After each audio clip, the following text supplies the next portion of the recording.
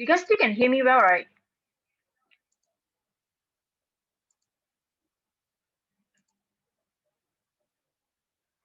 Okay, so what is cryptocurrency? So basically, cryptocurrency is a digital money created from code, free of all governmental oversight. The cryptocurrency economy is monitored by P2P. It's an encrypted string of data or a hash encoded to signify one unit of currency. Okay, cryptocurrency is a digital payment system that doesn't really rely on banks to verify transactions. It's a P2P system that can enable anyone, anywhere, to send and receive payments. Instead of being physical money that is carried around and exchanged in the real world, uh, cryptocurrency payment as it purely as digital entries to an online database that describes specific transactions. So when you transfer cryptocurrency funds, the transactions are recorded in a public ledger. Okay, you store your cryptocurrency in a digital wallet. Cryptocurrency got its name because it used encryptions to verify transactions. This means advanced coding is involved in storing and transmitting cryptocurrency. Uh, Currency data between wallets and public ledgers. The aim of the encryption is to provide security and safety.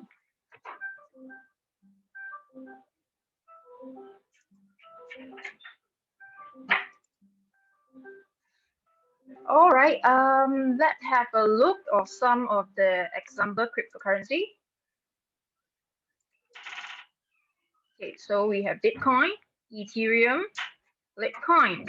Okay, so here we have example of the top three cryptocurrency, which even newbie will at least heard of, heard about them. Okay, Bitcoin, Ethereum, Litecoin. If you are not aware of it, let me tell you this. To date, there has been around 10,000 different types of cryptocurrency exist in this in the markets, whereby 4 years back there's only 4,000 types. You see, there's so much of difference. All right. So why was crypto created? Okay, right. So many people have been asking, right? Why was cryptocurrency created? What's the main purpose of their existence? Okay, this is really something very interesting to talk about actually. Okay, the first one, to fix the problem of traditional currency by putting the power and responsibility in the currency holder's hand. All right, what does it mean? Okay, cryptocurrency was created in the wake of 2008 financial crisis, and when the world's economic system was hit pretty hard, people were upset at bank and governments for a wide variety of reasons. Okay, one of these reasons was the implicit nature that citizens had to trust bank and governments, things completely outside of their control with their hard-earned money. Okay. The second one is about inflation. All right, overprinting money caused inflation as crypto create to try solve this issue. Okay, you likely will be asking what is inflation, right? Well, depends on who you ask. Okay, the U.S. Federal Reserve defines inflation as the increase in the price of goods and service over time. But many associate it with a change with in the money supply or the total amounts of money in circulations. Okay, which means in another words, everything you're getting on the markets, the price is rising. Okay, 10 years ago, you were still buying a cup of coffee with $3 to $5, but now 10 years later, you have to pay it with 10 to 15 bucks, and some even 20 bucks now. Crazy, right? So this is what inflation is all about. Okay, so in this case, crypto in just often talk about Bitcoin as a hedge against inflation. Why? Okay, the argument is that central bank money printing will lead to inflation or the decrease in the value of money over time. Okay, Bitcoin, by contrast, has a fixed limit of 21 million coins that can ever be created. This limited supply allows Bitcoin to resist the inflation. Okay, in COVID-19 pandemic presented the ideal condition to test this theory once countries across the world began injecting trillions of dollars into their economies. So many countries, including the US, printed money to meet stimulus requirement for its citizens. Okay, so I hope until now you still can catch me up. So that's the third point. Okay, reduce middleman fast and easy transaction, no overcharges or many layers of fees. Okay, this is about when you are doing business, okay, or dealing with brokers or legal representative. There are a lot of transactions fee that you must pay for every transactions. On top of it, a lot of paperwork, brokerage fee, commission, and other things also need to be met. Okay, when you use cryptocurrency, it removes the needs of the middleman. The transactions will take place one to one on the secure network. The transaction will be very transparent and it becomes easier for you to establish the audit trails. There will be no more confusion or who is going to pay whom. The parties who are involved in the transaction will know each other as well. I see there's still people coming in now. That's good. All right. So where the cryptocurrency originated. So as we can see, cryptocurrency have skyrocketed in value over the last few years. Almost everyone has heard about Bitcoin, okay? But how many people actually know what Bitcoin is? Okay. How many people know where they come from and how they work? Okay. In this slide, I will slightly explain the whole history to you. Okay, uh, briefly explain the basic principle behind Bitcoin and the cryptocurrency and why they are so exciting. Okay, ever since we had the internet, people have dreamed of having currency in the form of money native to the internet. Okay, e-money was going to be the killer act. Okay, and throughout the 1990s, a number of entrepreneurs made various attempts to build a digital currency. In fact, paper was one of them. Okay, originally conceived as a native digital currency for Palm Pilot. Okay, but digital currency is hard to do. The reason why is what we call the double spending problem. The wonderful thing about digital assets is that they're really easy to copy. Okay, you can make infinite copies of Word documents or PDF and can easily copy and accept a replica of others. Okay, but this great advantage for digital assets is a big problem if you want to build a digital currency. Okay, it's trivially easy to copy digital currency. User might try to buy two goods with one unit. They might try to double spend the money they own. This is a lot like counterfeiting problems that exist with physical currency. The attempts of digital currency in the 1990s solved this problem with centralizations.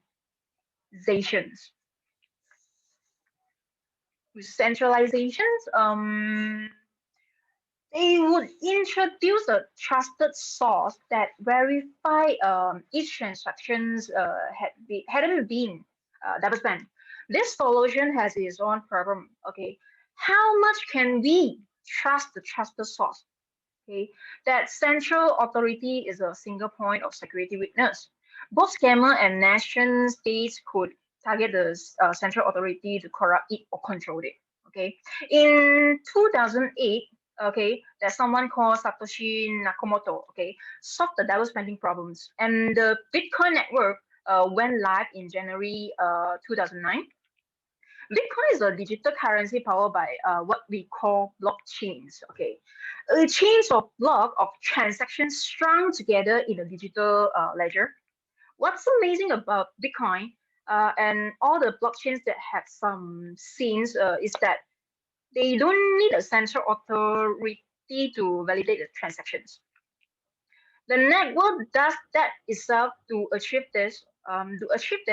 Bitcoin uses a combinations of cryptography, P2P networking, and economy incentives. None of this technology were new when Satoshi Nakamoto deployed them for Bitcoin per se. But in combination, they make an extremely robust and valuable economic institutions. Open to anyone, it's freedom of anyone to use it, virtually impossible to censor, and under the control of no central authority. Okay. Until now, we still don't know the real identity of Satoshi Nakamoto.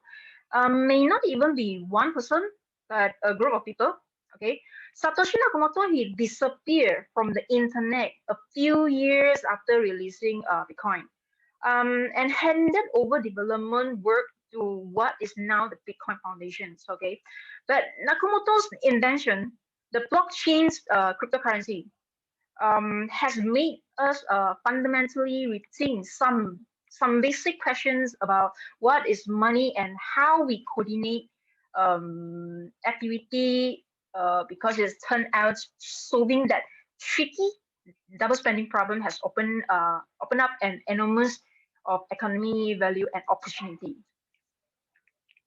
So for my part, I think I'll be done here. I hope that this is for actually, like just now what I say, cryptocurrency, today's topic is a bit heavy, but what I'm sharing now is actually the basic, something very basic. I'm not going to share with you how it works, what is blockchains, or how to mine it. All this I will skip it for today.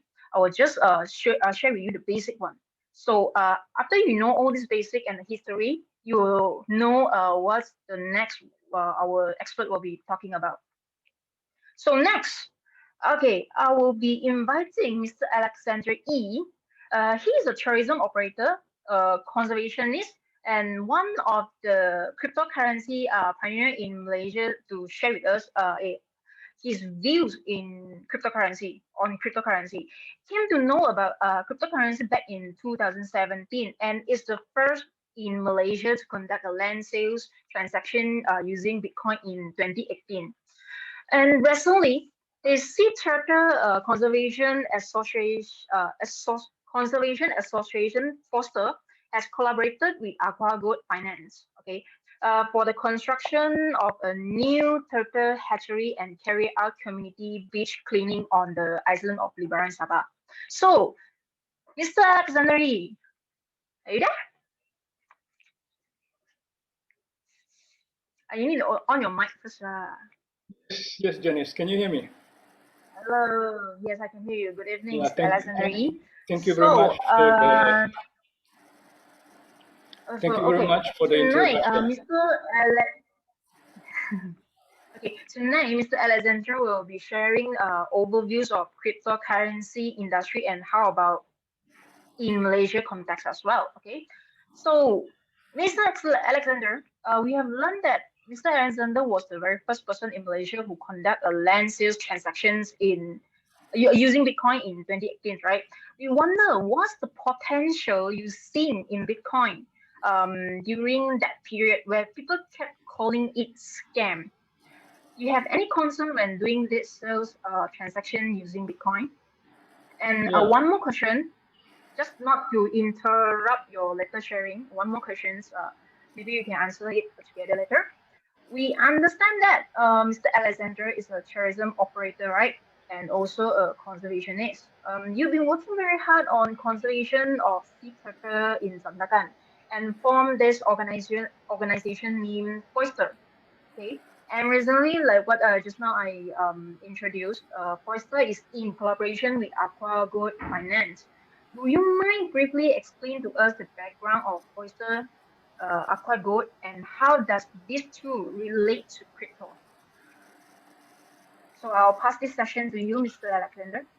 Yes, thank you very much, Janice. Thank you for the introduction.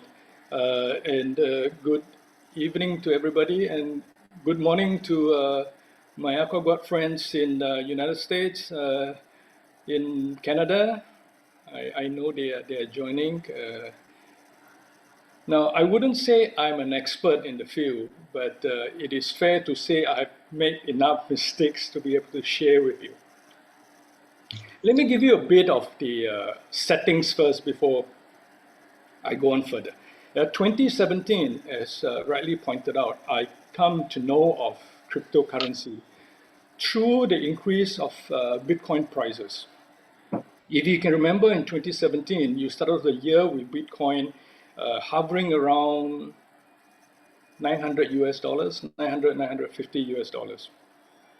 By the time mid of the year came, coin has really gone up to at least times 500 to about 5,000 US dollars. I met up with a friend of mine in August, and he has been investing in Bitcoin. So he explained the technology to me. Out of curiosity, I bought half a Bitcoin, and that was, I think, 8,000 US dollars. So half of that is about 4,000 US dollars. I was happy with it. Janice, can you share the slide?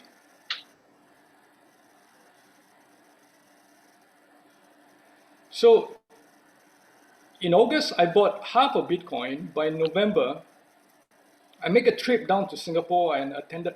By coincidence, there was a FinTech festival show. I didn't plan to attend it, but by coincidence, it was happening in Singapore, and I was there, so I went and attended. And when I attended the show, I realized the enormous potential of crypto technology and what the usage is. I came back to Malaysia and I thought, wow, I didn't follow the rest of the evangelists of the crypto industry. Many of them actually leave their day job, sell off the house, and go full time into this. I didn't. I was embarking other projects. So I thought I put a bit of my money into cryptocurrency while I still try and finish off my other projects. Now, to create awareness to the Malaysian public, in January 2018, I carried out a transaction with a pal of mine, Paul. Now, he was the one that introduced Bitcoin to me in August that year, 2017. So what he did was, we transacted a land using Bitcoin. Now, it is interesting to note that when this transaction happened, even the taxation department in Malaysia took note of it, and they had various conferences after that discussing how to keep track of Bitcoin transaction and also how to tax investor. I found it quite amusing because for me at that time, this transaction is only used as a medium of transfer. So basically, Paul paid me 3,800 ringgit worth of Bitcoin as an earnest deposit towards a land purchase. So that created a lot of hypes, and it certainly created a lot of awareness to the Malaysia public. That was the intention. Next slide, please. Now, give you a slight overview of cryptocurrency within Malaysia itself. Interesting incident happened in 2018 or 2017. Luno Private Limited is one of the legal platform within Malaysia that allows people to invest in cryptocurrency, had a lawsuit with Mr. Robert Ong. What happened is 2017, somewhere along the line, Luno returned 11.3 Bitcoin to Mr. Robert Ong. Now, they did a human mistake. This is nothing to do with the technology itself. They did a human mistake. They did a double transfer. So they transfer him 11.3 Bitcoin, and then they transfer again 11.3 Bitcoin. Now, obviously, I would think that the technology pick it up because there is a double entry and it is the same amount. So they realized and they asked Robert Ong to return the money to them. And Mr. Ong happily agreed. But this is where the problem is. instead of returning 11.3 Bitcoin, which at the time of the mistake was worth 300,000 ringgit, he decided that he didn't want to return 11.3 Bitcoin to Luna. By the time it was due for him to return, Bitcoin has appreciated a lot and it was worth 800,000 ringgit.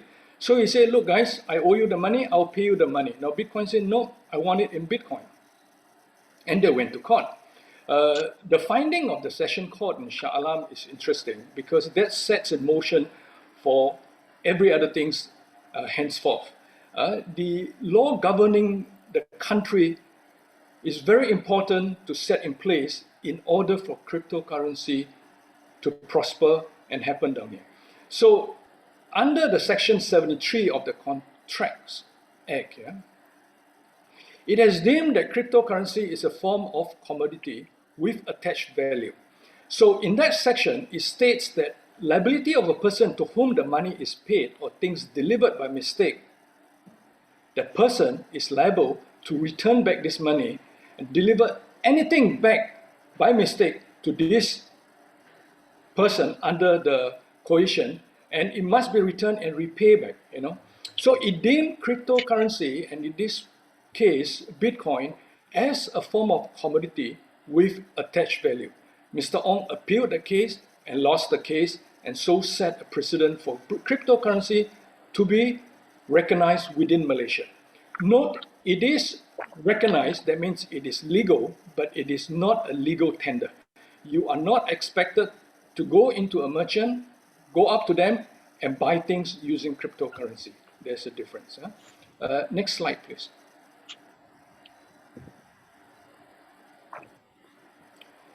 Now, what else happened? In January 2019, they also put in an order. The Security Commissions actually tightened up the guidelines in Malaysia, and up to date, they have allowed for 3 legal cryptocurrency exchange. One of them is Luno Malaysia, followed by Synergy Technology and Tokenize. You will remember that the first transaction, a land transaction using Bitcoin, we use Luno. Now Luno to date, I checked the website, they have 300,000 customers within the system, the ecosystem. And combined, they hold 1 billion ringgit worth of cryptocurrency. Now, I would think that Synergy and Tokenize came in later than Luno, so would be a smaller company. But it would be safe to say that if you were to multiply Luno's amount, the numbers by 3, you have about 900,000 customers trading in cryptocurrency in Malaysia with a combined worth of 3 billion Malaysian ringgit of cryptocurrency. Next, please.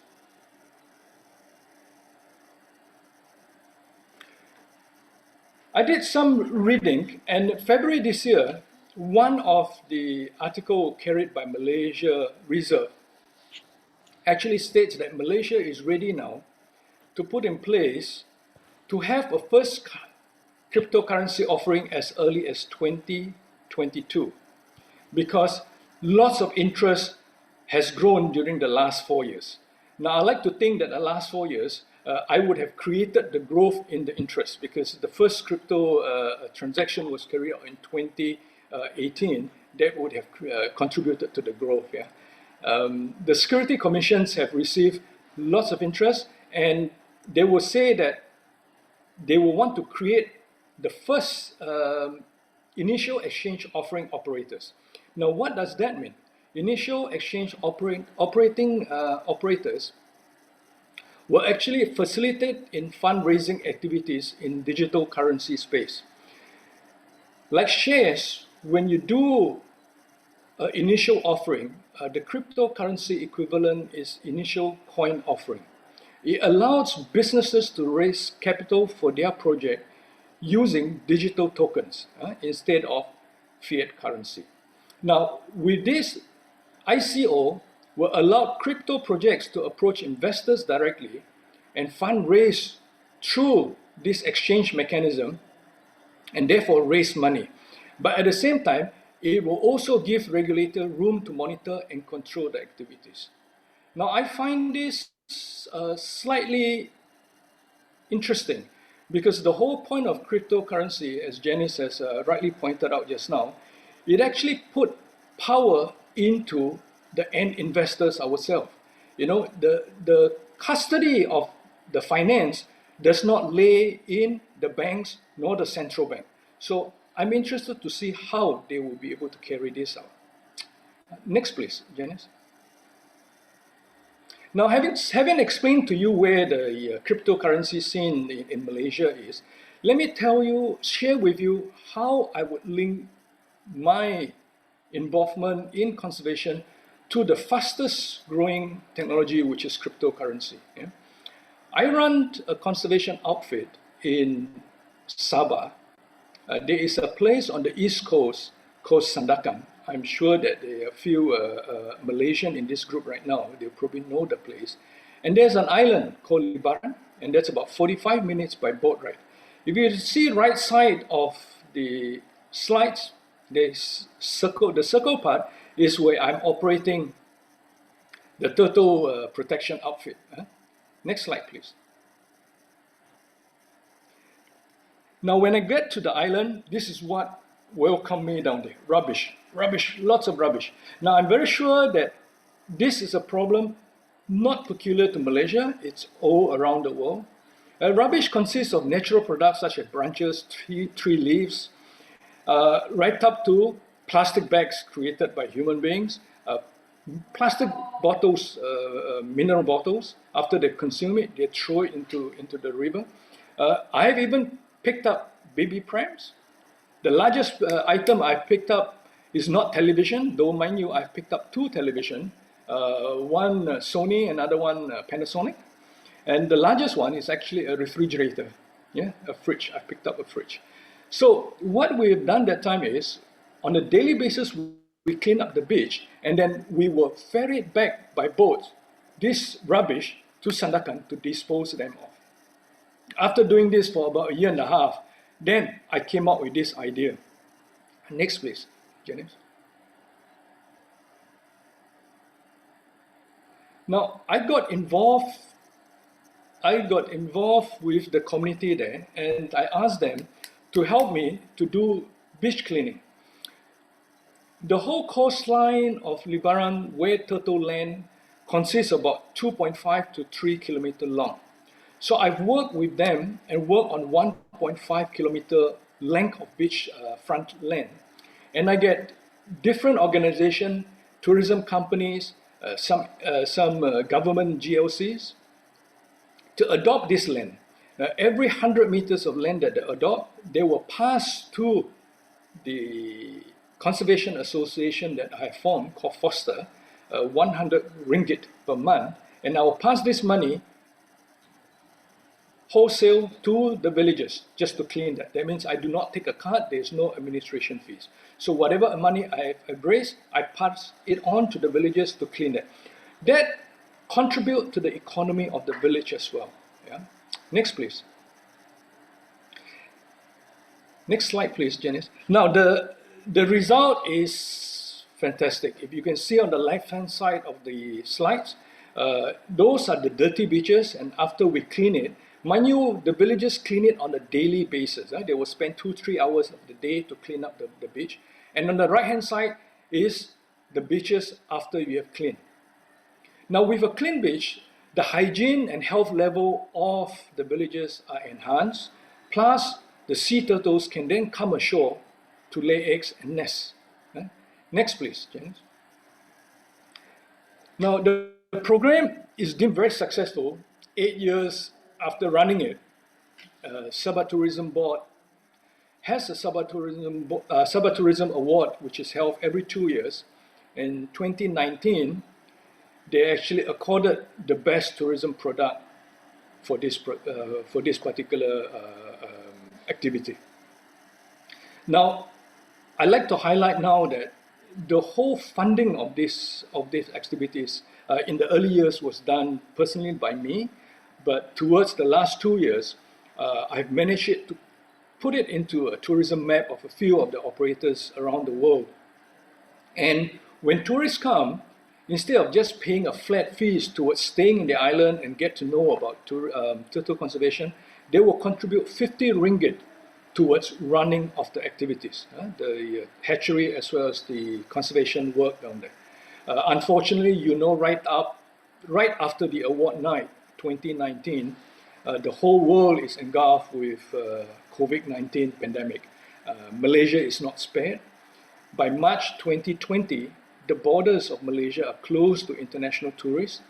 And since then, up to now, we have 0 tourists arriving down there, and the program is still running.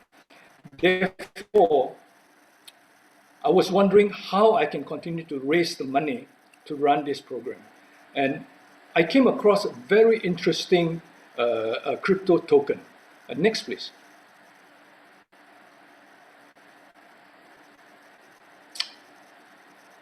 For those in the community who has invested in cryptocurrency, the Delphi tokens are actually a new phenomenon. It became popular last year in 2020. And one of the tokens that came about just about 2 months ago, and fortunately for me, I read up quite frequently, so I came across this token. It's called AquaGoat. It's owned by a finance company based mainly in the United States, but their very dedicated team is spread all around the world.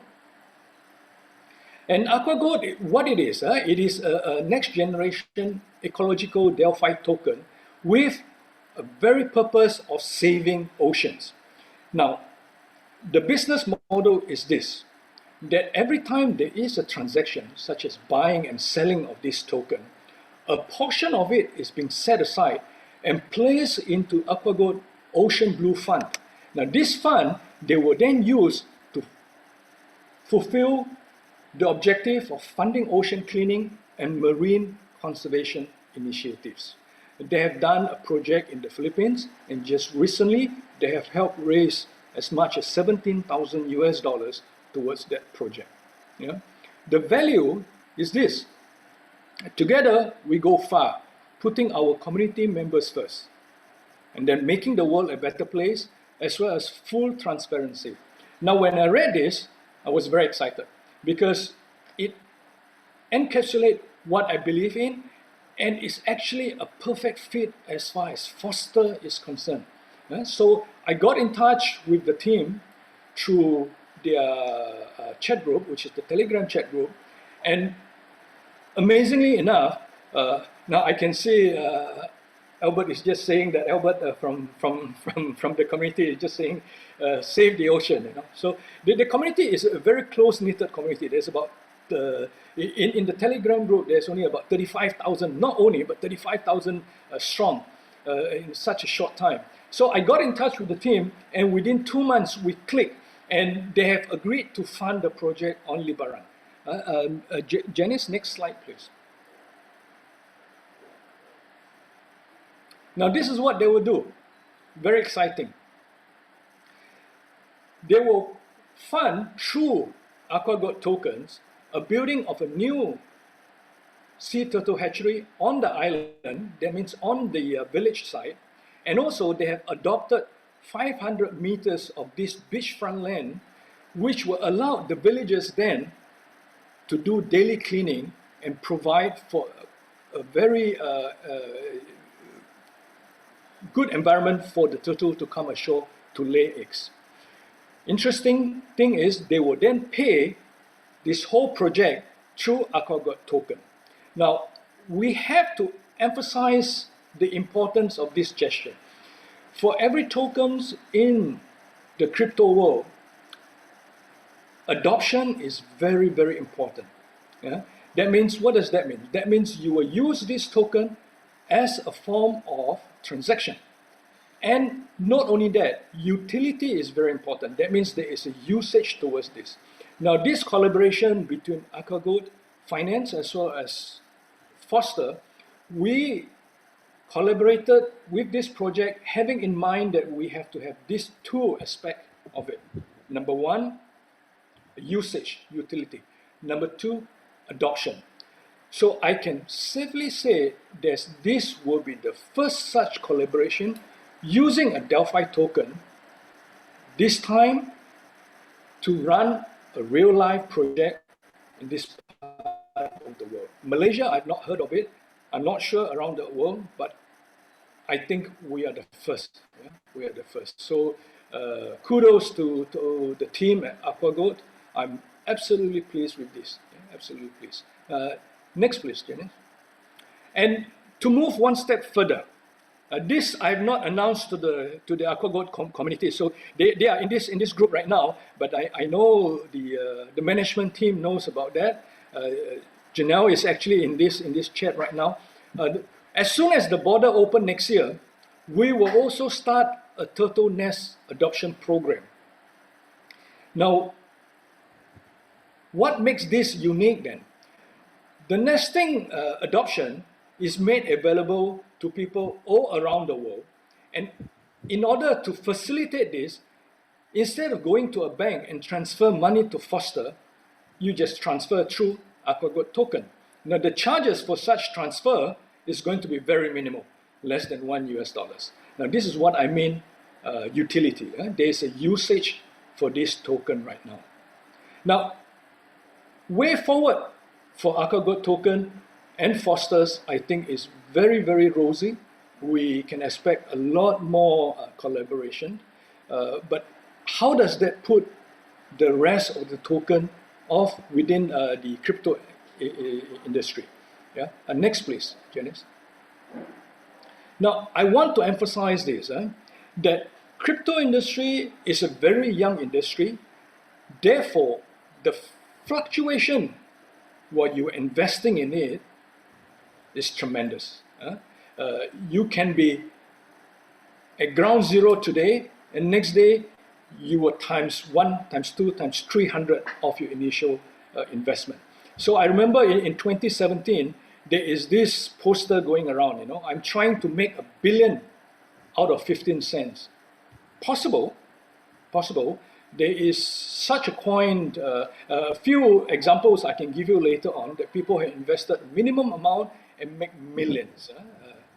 And the next one, crypto traders, if you want to go into crypto trading, it is stressful. As shown in that poster on the right hand side, being a crypto trading is not stressful at all, says John, who is only 26 years old. So those who aspire to be a cryptocurrency trader, please do it at your own risk.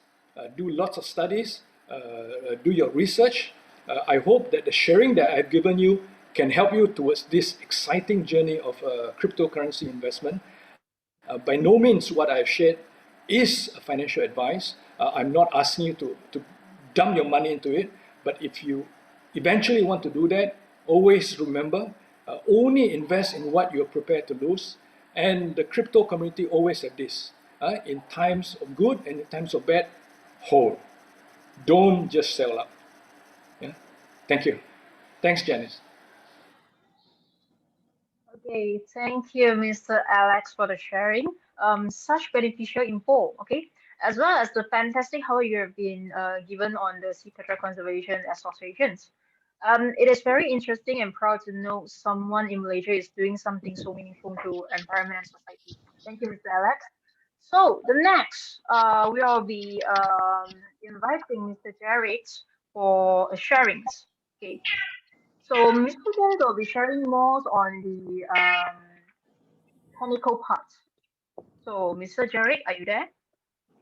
Yes. Hi. Can you see me? I can't see you. Where are you?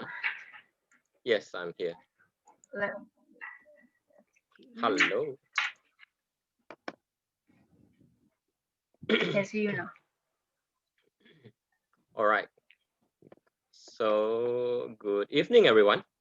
So good morning to those who are in another side of the world. All right.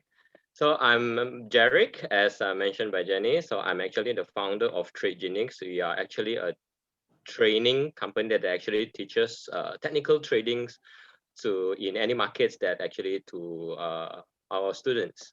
Okay, we have me and my brother Derek actually started the company. We have more than 10 years experience on trading. We traded many things, including forex, index, commodities like gold, even what do you call this, cryptocurrencies as well. Okay, next.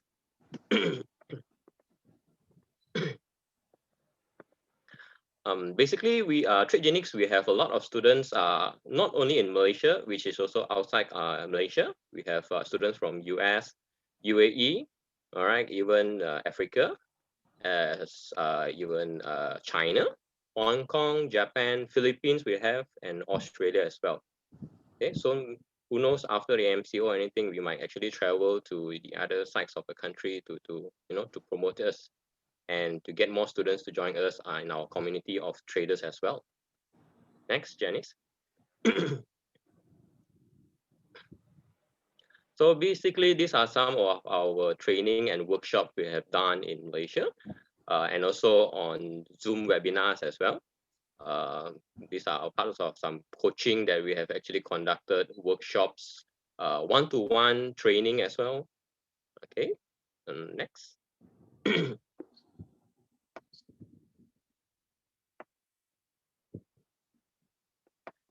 Some of our students, which actually now, sorry, Janice, previous slide. So some of our students actually, those who have actually completed the training, we will take a nice family portrait together with them, even webinars as well. Next.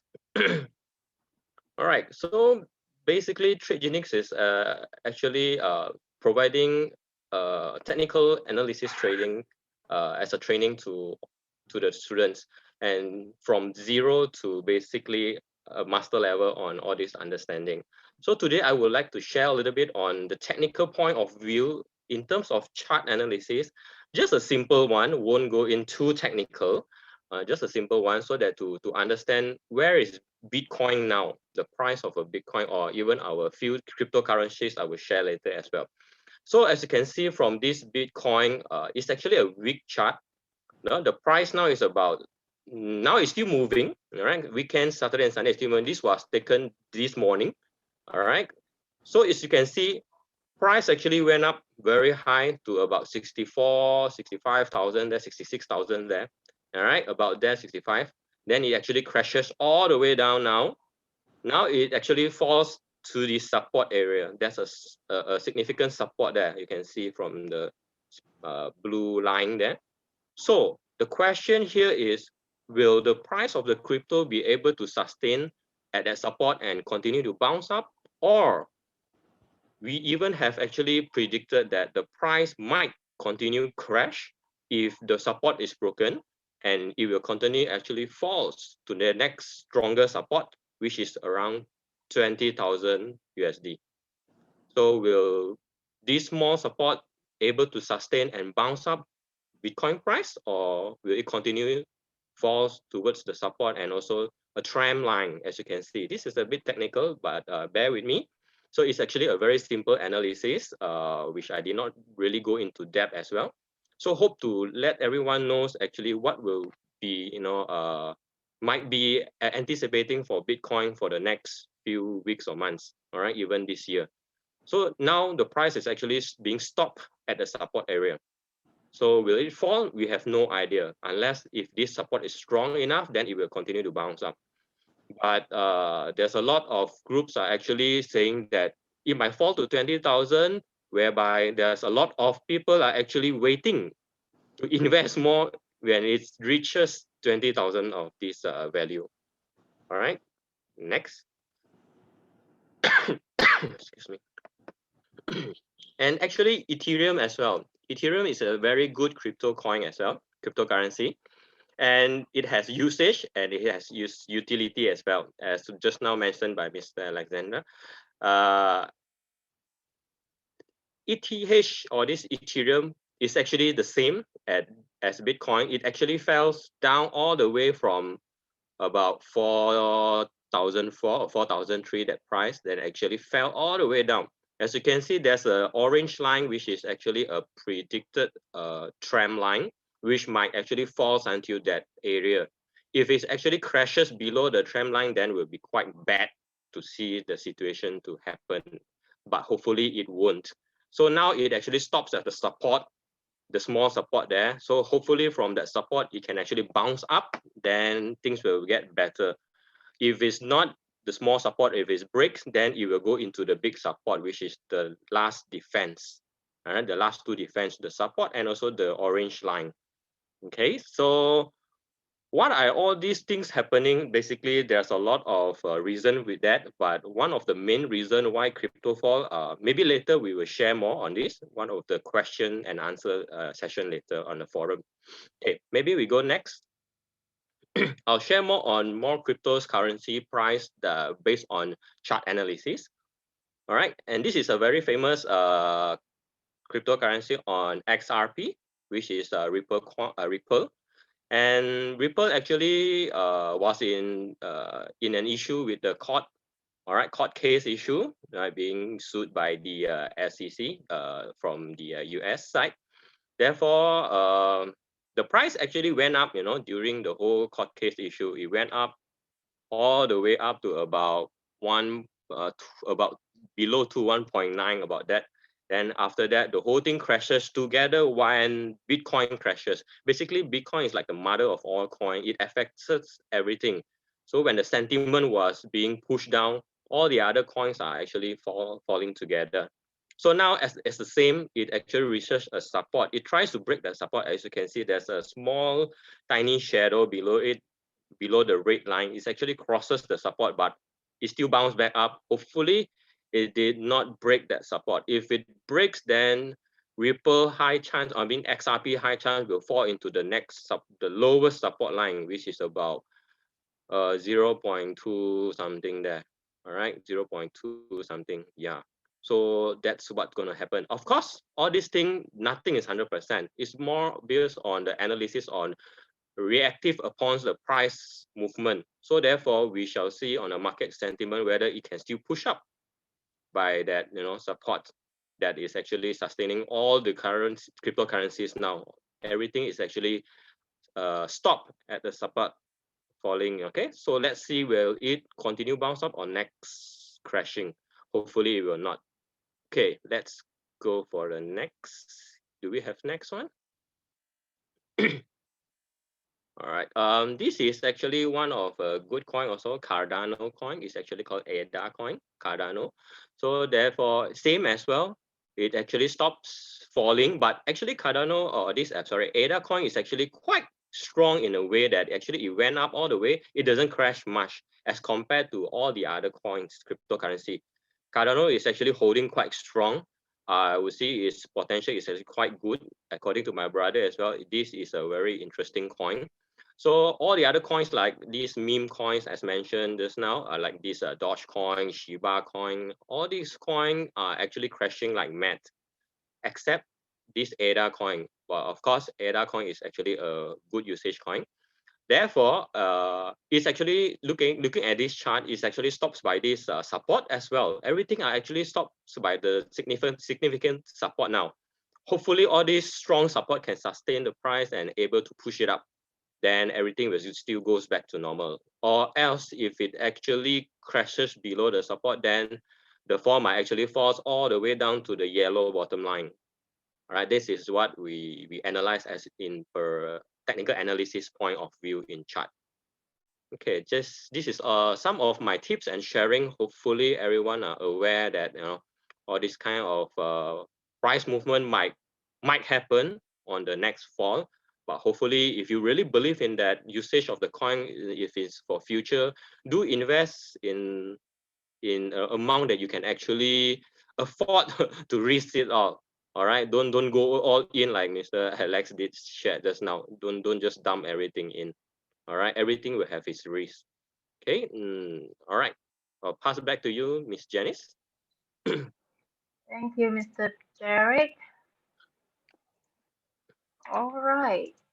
Now, I think we should go into a Q&A session for discussion for both Mr. Alex and Mr. Jerry. I've been collecting the questions from the social network. I have picked the top 3 questions for discussions. Let's have a look at the first one. So, will crypto replace current fiat currencies in future, or is just a bubble? So, can I have Mr. Alexander to answer these questions? That's actually quite a loaded question. Huh? Will it replace the current fiat, or is just a bubble? I honestly think it would not completely replace it, not within the next 10 years anyway.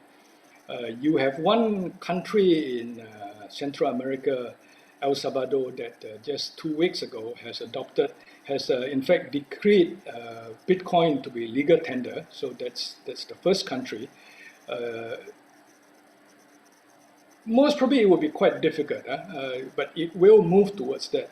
Whether it is just a bubble, I also do not think so. I think Mr. Jarek has rightly pointed out just now, utility is quite important.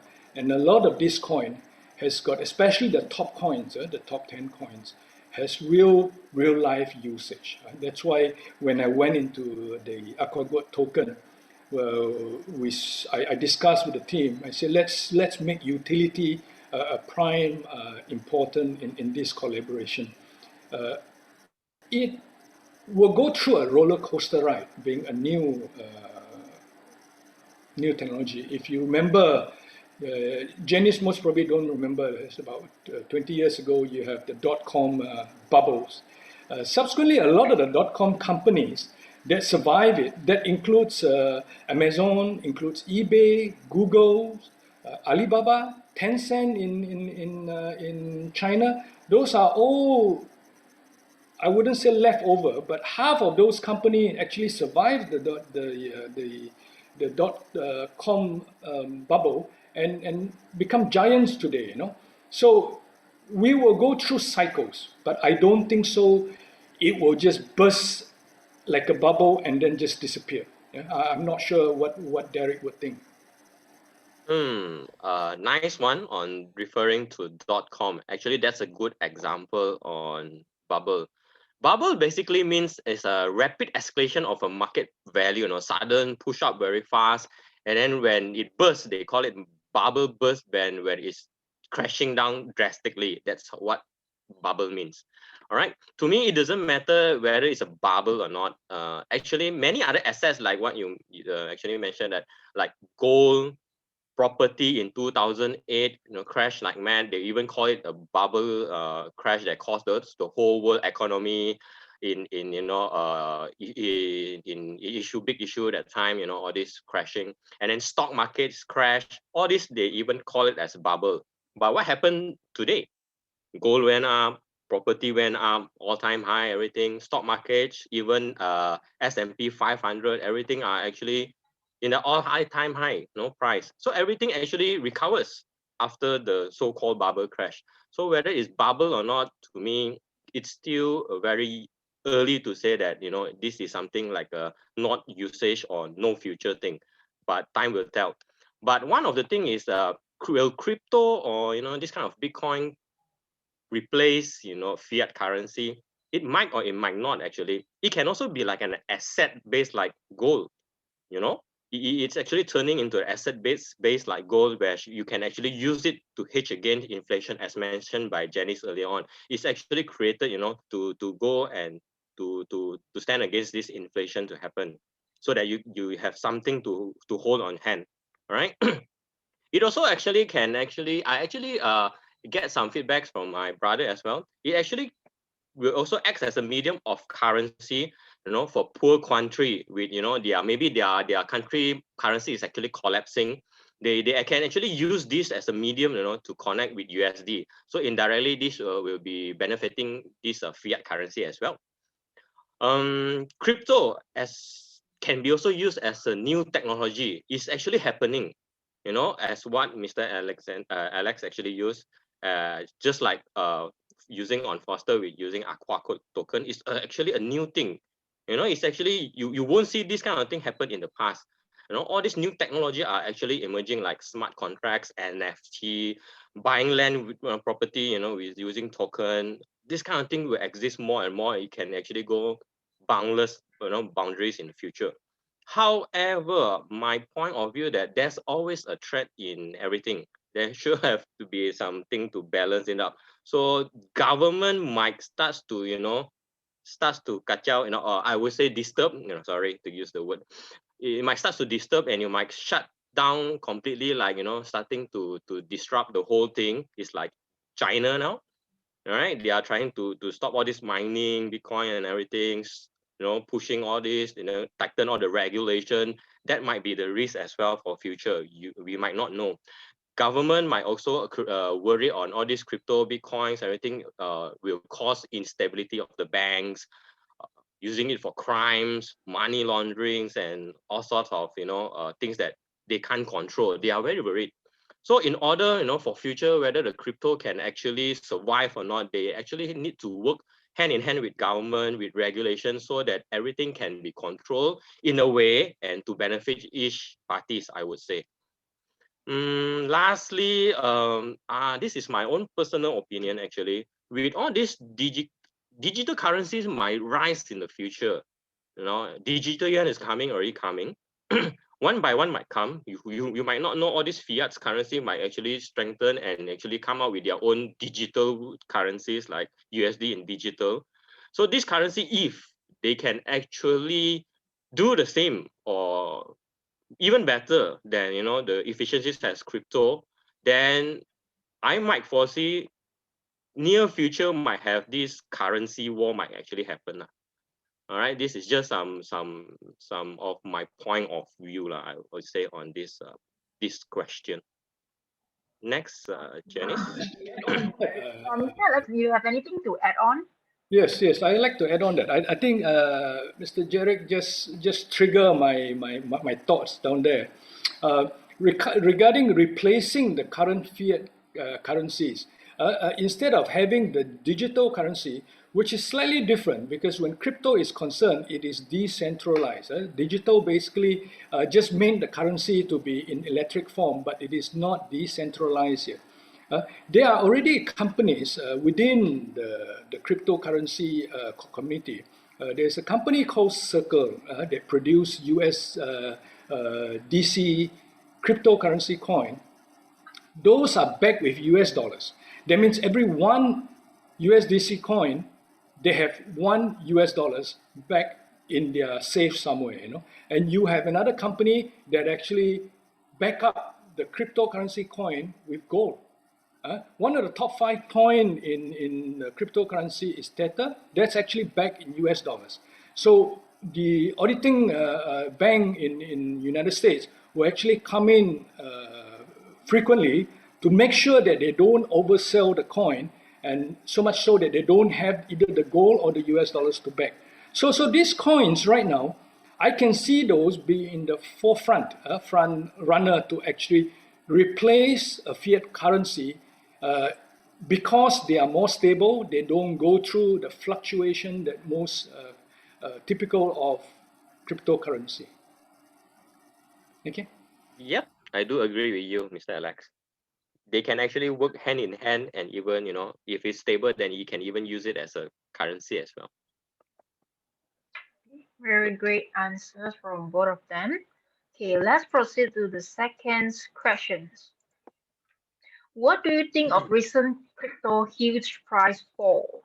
So which of you would like to take the answer first? I think Mr. Derek has already answered that, that would, you want it to fall, but will it burst the bubble? I don't think so. It will, burst the bubble. From 2009 up to now, Bitcoin has gone through few major cycles. The cycle is gone through right now seem quite drastic. But for cryptocurrency investors, we've got this thing called hold, And we know that what goes down will go up, and similarly, what has gone up will come down. So we're just going through a cycle, and a lot of us just hanging on like on the roller coaster ride and just enjoying the ride, you know. So you say it's a huge price fall, so be it. It will come back up. This You is a mean it's good just a holder. correction? Mr. Alex is a good holder supporter. And All a right. lot of us will take this as a fantastic opportunity to actually buy some more. Add more. Yeah. Yeah, they will wait for such dips and buy some more. You know. All right, all right. Maybe I'll share a little bit on this question. Basically, this recent price fall, I think, is basically expected by many people, including Mr. Alex as well. Nothing goes up that doesn't come down. Everything goes up, it will fall. So while it is actually going up too much, I would say, recently, actually, everything became not making sense in the sense of this financial sector. All these weird coins, meme coins, all these no usage or no functionality, or this without any utility coins that actually raise few 100% to 1000% or even more. This doesn't make any sense. It's like people are just making fun of it, but actually people are actually earning from it, from just a pump and dump concept. So things went a bit way overboarded on all these kind of coins, and indirectly it's actually I would call it as a big reset. Right, things got out of control. It's like a big reset time for you to cool down on all this nonsense. And then of course those good coins, stable coins that have usage will be the one that actually survive for future, not the all these not usable coins. As mentioned by Mr. Alex just now, in the 90s, internet actually boom. Similarly, everything goes up. Everything you added with .com and you get listed in back then to this Wall Street and everything goes, burst and burst, and everything goes up on the price. But when the moment where it crashes down, then they call it the .com bubble, where all these weak internet companies or weak technology company actually crash and gone, bye-bye. But did everything die off? No, all these giants actually went even bigger. Internet are the center of everything now. All right, all tech company actually bloom in Nasdaq. So basically, the bubble did crash, but I would call it as a big reset to all this nonsense over buy over push up prices. All right, and same goes to property burst as well. Property actually was pushing up too much, and everything was being overlapped and overlap, in the 2008 issue in US. And after that, it bursts, it crashes. But what happened to property price nowadays? Everything still go up. It's not really dying, everything doesn't go the end after that kind of bubble crash. Will crypto behave the same? Or will crypto be like those, the tech company or the property that actually so-called bubble at that time? Will it be one of them, continue to go up, or will it die off? So basically, no one knows, but I believe it won't die off. But only time will tell, will it actually behave the same, that it will actually push all-time high in future as well. All right, pass it back to you, Janice. Thank you. Let's proceed to the last one. We will proceed to all these three. We will finish these three questions first. Then we will open the question Q&A session to all the audience. Okay. All right. The last one. Does investing or trading in crypto still good now? Okay, it's a bit tricky, I know, but this is something that I think all the audiences are very keen to know the answer from both of you. So which of you would like to take Well, it? let Mr. Jarek take that. From a technical point of view, his answer will be fantastic. His answer will be my answer. I'm very sure. No, I don't think so. You will have your answer. You are a holder, Anyway, just to share a little bit, if you're talking about investing or trading, investing or trading in crypto is just like any other asset. I would say everything will have its own risk. Do invest or trade in, I will say, let's focus on investors. Do invest in in an amount or in a way that actually you can actually lose all your money. All right, that you are already prepared for it, that you something that you can lose, then only you invest in. Don't invest in something that those money that you really need to use for living, then that's not a good thing. And everything has risk, and even crypto asset, as mentioned by Alex, is very young. It's still very young. So the price fluctuation might not be very stable yet for now. Everything fluctuates too fast, too big, and then falls also a lot. So it's not will be very good use in many things as of now, because when you imagine you buy a thing like Tesla, call off Bitcoin, you know, suddenly they on Bitcoin and then they call off Bitcoin paying by the Tesla, these kind of issues. It's very simple. Suddenly you pay to buy something using some crypto. The price might be, you know, the value of the price now might be 100,000. Example, just an example. Then the next day you pay with 100,000. The next day the price falls too much because of its fluctuation. It's not stable. Then the value became 50,000. So indirectly you got that something, you know, you paid for 100,000 yesterday and today it became 50,000. So the company will actually have a big issue on their financial point of view on, you know, doing all this accounting side. So it's going to be tough if it's not stable. So hopefully in future, when the price of all these crypto, the good cryptos can be stable down, and actually it will be the same, like, you know, in all the other assets or all the other markets like forex and gold and index and everything will be stable down. Then it's good even for trading and investing. Professional, we have actually attended a talk by professionals, and professional in the world, actually they will only invest 5% of their liquid cash, you know, into crypto. They won't dump everything, 5 to below 10%. That's all. So they won't risk everything in one basket. Okay, whether is it good to invest in crypto now? As I have mentioned in the chart earlier on, yes, if it's the support can actually hold it, then that's the best point to go in. But if it crashes below the support, then why not wait for the lowest point that you can actually touch by the analysis, of course. Then only you enter. By that time, it might be even better. Some, as why I mentioned, if Bitcoin actually crashes to 20,000, there's a lot of buyers actually are aiming for that price to go in. All right, so it very depends on the holders, you know, that believe in crypto, and those who don't really believe in crypto. It's very subjective. To traders like us, you're talking about investing, that's my view. How about trading? Trading, basically, to us, I'm a trader. I'm more to a trader than an investor in crypto and all these things. We don't really care much, actually, whether the price went up or goes down, crash up, crash down. We don't really care much, because we can actually make profit in both ways. We can actually short it when the price goes down. We can actually long it when the price goes up. That's trading. Investing is very different. Investing is holding something and hope for the price actually to grow like a tree. You know, you plant a seed, you hope for the seed to actually grow into a big tree, then you're actually profitable from that investment. But for a point of trading view, it's not. You can actually, when it goes down, you just go with the flow.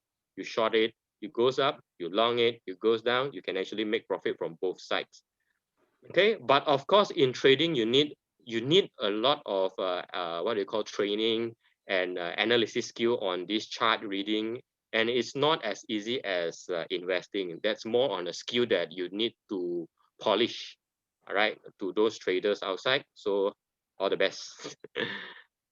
Okay, that's my sharing. How about Mr. Alex? What do you think? Interesting. I nearly got sidetracked by this question, you know, but when I listened to Mr. Derek share more, it suddenly reminded me some special thing about cryptocurrency, and in particular also about the AquaGoat token. Now, when I started 2017, I did a transaction using Bitcoin. The only way that you can increase the value of Bitcoin is wait for the price to go up or go into mining. Now, I don't do mining. Mining, you need a lot of expensive equipment. You know, I sit on the board for WWF Malaysia. Sustainable financing is very, very important for me as an entrepreneur, and I share that with the people in the WWF Malaysia.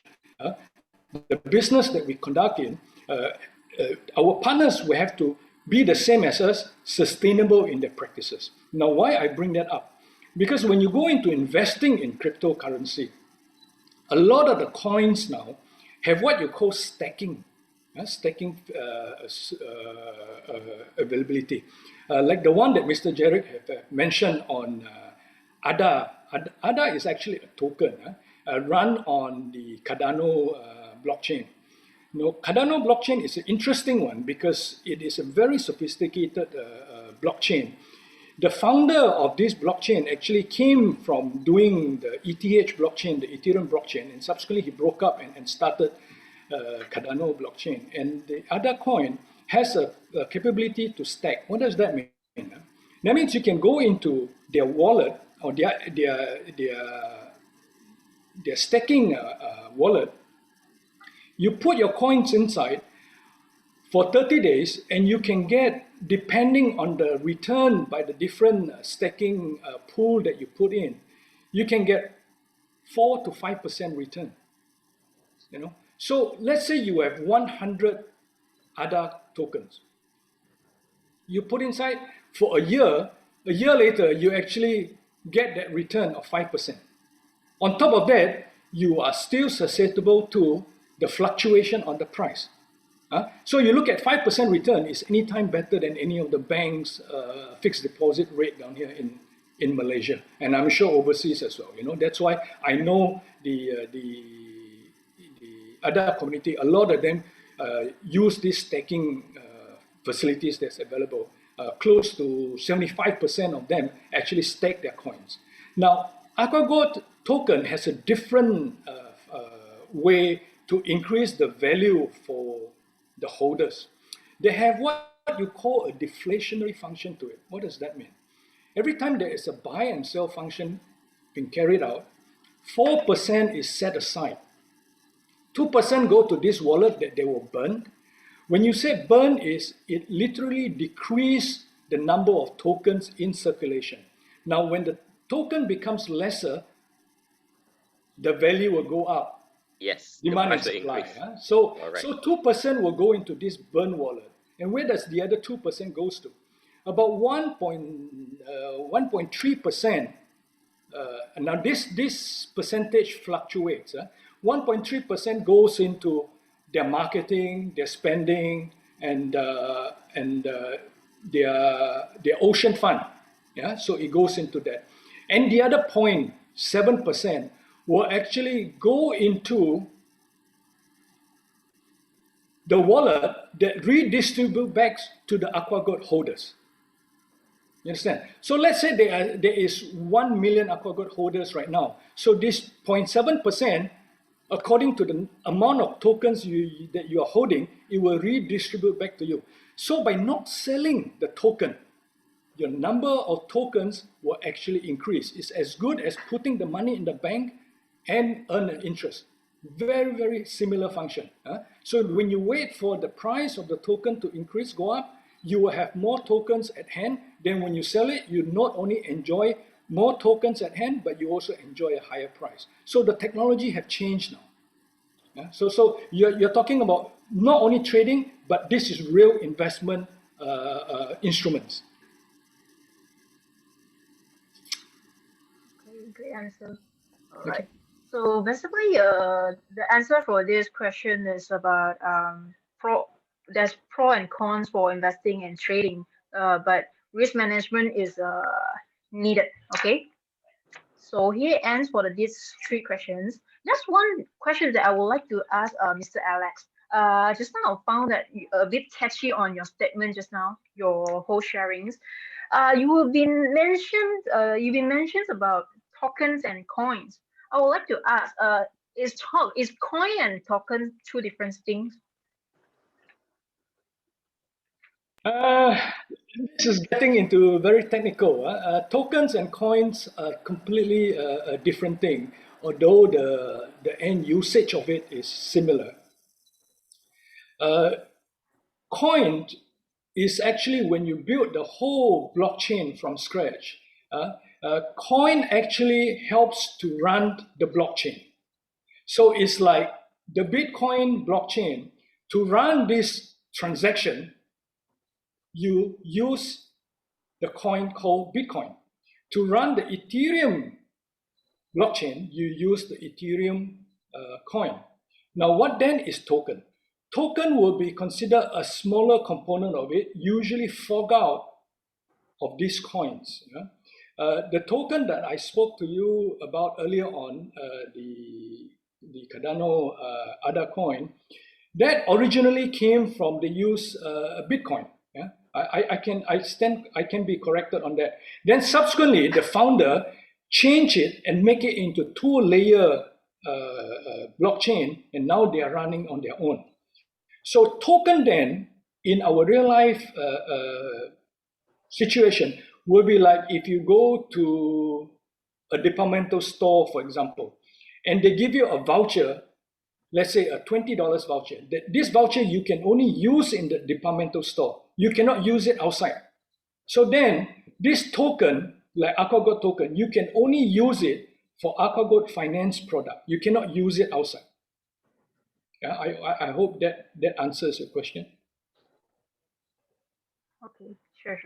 All right. It's not, now it's let's not often you have a coin, because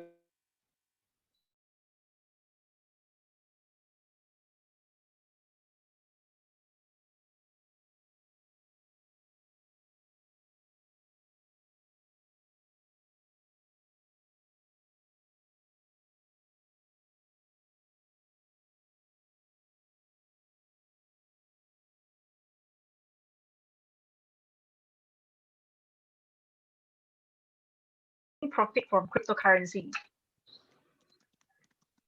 So any of you can answer this?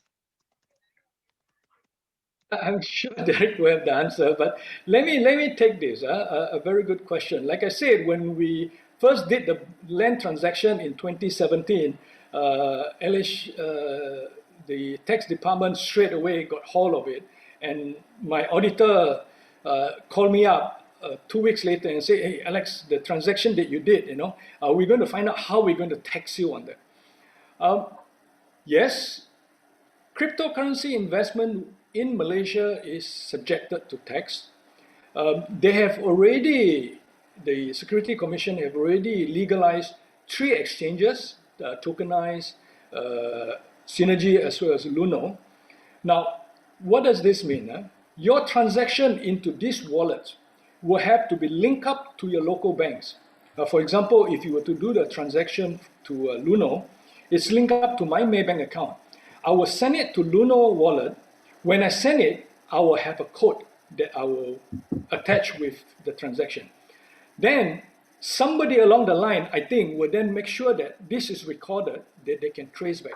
And similarly, when I cash out, when I were to sell off my investment and then send it back to my bank account, I will also have to code back this code number and send it back to my bank account. So somewhere along the line, somebody is going to record it down and say, look, Alex put in $50 and now he, take back out $70, so there's $10 extra, let's tax him on that.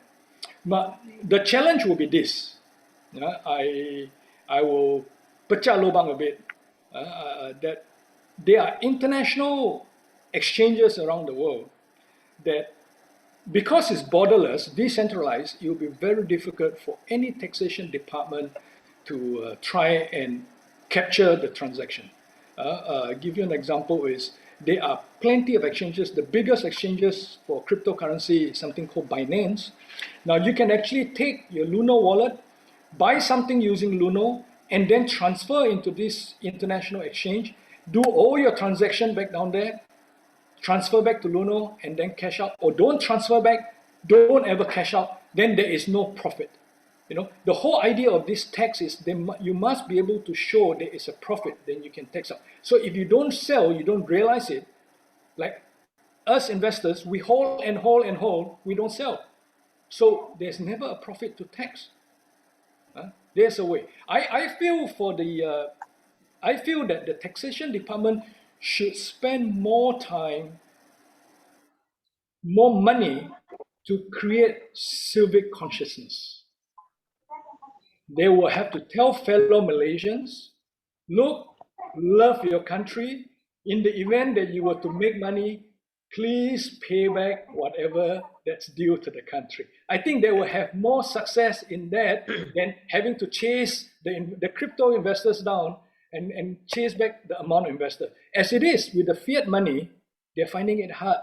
You know, what more this borderless, decentralized currency? Yes, I do agree with Well, that. actually, from my another understanding, right, is that Mr. Alexander actually earned a lot from the cryptocurrency until disturbed by the tax. By the No, that is He's, that I will completely disagree. he's I not think selling anything yet.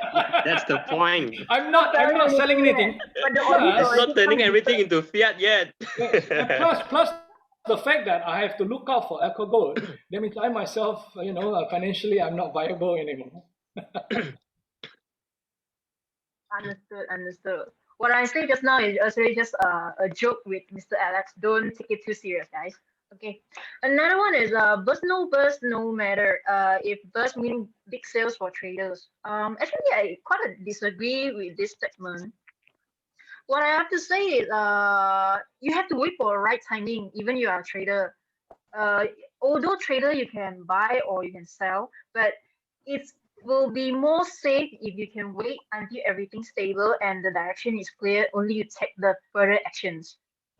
Okay. I think you guys will be agree with me, right? Especially my coach, Jared, Mr. Jared. Okay, what are the factors affecting the rise and drop of the cryptocurrency? Okay, this is more on fundamental parts. Any of you want to take the lead? Don't be shy. No, before this session came in, I was just chatting with Mr. Jerry that we can try and use the traditional chart, the financial tools that we have. Charters will actually then plot out the balance, the support and the other lines down there, the resistance lines. Many people had tried to use that on crypto. I think they're successful up to a certain extent. Cryptocurrency is such a new phenomenon. The technology is new. It is still very susceptible to fluctuation. I give you an example. The recent drop is because one of the top two richest men in the world, Mr. Musk himself, decided that Bitcoin as a currency is not environmentally friendly. The mining process caused harm to the industry, And when he said that, he continued to say, Tesla, my company, will no longer accept Bitcoin. And next day, plunge. Yeah? And Mr. Jerry has just mentioned also, I don't know whether you picked it up just now, China have just banned mining of Bitcoin. And that news alone has resulted in Bitcoin prices to go down. So not only the traditional way of good news that can spur the price to go up, bad news that can bring it down, but a lot of time charting plays a role also. People will think, okay, the price has gone too far up. The all-time high, as the traders will call it, ATH, has already been breached. We give it another 5% of incremental profit. Let's dump the coin, cash out, and that will cause the coin to drop, the price to drop. So the traditional reason will make it drop, and then the current affairs in the world will also result in the fluctuation of the price and huge fluctuation. I share a little bit. I have another thought actually. Another point of view in a way that the institutions, or we call it in crypto world, the whales, the sharks, are actually stepping in more and more. these buggers or these institutions are actually playing one of the role that actually trying to short everything. They try to sell, they try to earn, and they try to dump. So this creates, of course, they can't control the whole Bitcoin or these crypto currencies as in it. They cannot, but it creates a sentiment. People will get scared. You know, it creates that kind of sentiment. Oh, if the price went up, I think it's time to sell a little bit because it crashes so much. Now it went up a little bit. Can I actually just dump it first before it continue crash? So the price keep on crashing. You know, went out a little bit and then it crashed. Went out a little bit, it crashed. This creates the sentiment of the supply and demand. Actually, they are actually pushing down the price. You know, these whales, I would say. Previously institutions, these big whales are not really stepping so much into it. Nowadays, they also want a piece of this cake. Simple as that. They want it. Previously, they are like, oh, Bitcoin is a scam. No, the Bitcoin, future is not future. They are banning here and there. Still remember a few years ago. Nowadays, all the governments, all these big whales, even all these big companies are like, I want a piece of it. I want to be part of it. But in order, the price actually went so high. So they might want to, there's a point of view, they might want to pull it down so that they can enter in the best way for to earn even more. So that's why they create this. One of the reason that, of course, Elon Musk, they create the news, but of course behind that might be a lot of things like this China and everything that causes like all the news havoc. But to me, those whales are the one who's actually doing all these dirty things behind. All right, I mean, that's my point of view. Since that we mentioned about Elon Musk, right? I have some questions about him. So since he means tweeting in his Twitter a lot of news about even Bitcoin and Dogecoin, it seems like cryptocurrency is quite easily manipulated by the third party or some others, maybe famous people. Like last time, Bill Gates, he said that cryptocurrency is actually a high risk game, and then turn to another day, the next day, there goes Bitcoin and others coin suddenly drop a lot, fall a lot. What's your opinion? What's your ideas on this? This question maybe to Mr. Alex. I don't think so. This is peculiar to cryptocurrency. Maybe more so in cryptocurrency. Mr. Jarek will remember 1997 Asian financial crisis. What triggered that? As far as Malaysia is concerned, there's a billionaire by the name of Mr. George Soros. So That guy, yeah, so as a country, he can actually what you call raid the currency, and it started with the Thai baht, and there's a domino effect, and before you know it, all the ASEAN country got hit. So it's not peculiar to yes. cryptocurrency. Fiat currency is very susceptible to that also. There was a time that Malaysia in the early 90s also bet against the British pound. Unfortunately, they lost the bet. So they tried to manipulate the pounds, but they didn't win in that bet. So it is possible for big corporations, individuals with deep pocket, to actually manipulate even the fiat currency, not just cryptocurrency. Basically every Understood. assets. All right. Every assets in the market can be manipulated. Basically, those with, like what Mr. Alex said, with big pockets, or they have combined a whole bunch of whales are actually doing the same thing. It will manipulate the market, but they can't control entirely on the market. But the sentiment itself, that it will, like the domino effect, it can actually create the sentiment, the big negative sentiment towards all the holders or the traders or even everything. That's they created all the crashing down. Yes, yes. You look at the first stamp in the world, the black penny. There used to be a few of those. This guy bought up everything and then did a public demonstration, burned everyone down, and left one. So now he's got the only one left, and the price shot up. So you can say he manipulated the price, but that's a very smart move. Smart. All right. Derek Tan saying that they release news. Hedge fund owns the press. We got it. Okay. So here I would like to introduce to you. Derek Tan is also one of Tradenics founder. which is Jarek Tan's brother, my coach as well. I hope that next time maybe we can have a Zoom sharing together with Mr. Derek, together with Mr. Alex, together, okay, on this crypto, on more details info, right? So, is there any more question you guys would like to ask both of the guest speaker? Come on, it's not always you have the chance to ask this kind of professional things. You need to pay, and here is free.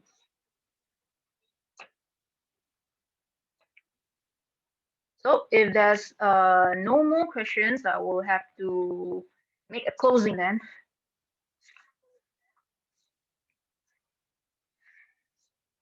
All right.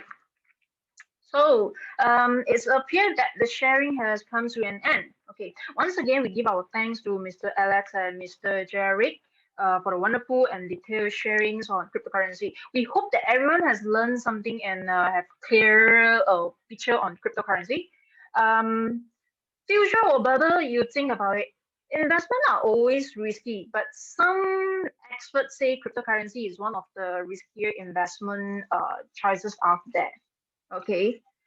Um, However, digital currency are also some of the hottest commodities. Okay, CNBC reported the value of the cryptocurrency markets top 2 trillion for the first time on this early April. So, if you guys are really keen on investing, I would like to share some of the tips to all of you before you invest on the cryptocurrency. So basically, there's 4 tips to invest in cryptocurrency safely. The first one is research exchanges. Okay, before you invest $1, learn about cryptocurrency exchanges. Okay, this platform provide the means to buy and sell digital currency. Okay, but there are 500 exchanges to choose from according to Bitcoin.com. Do your research.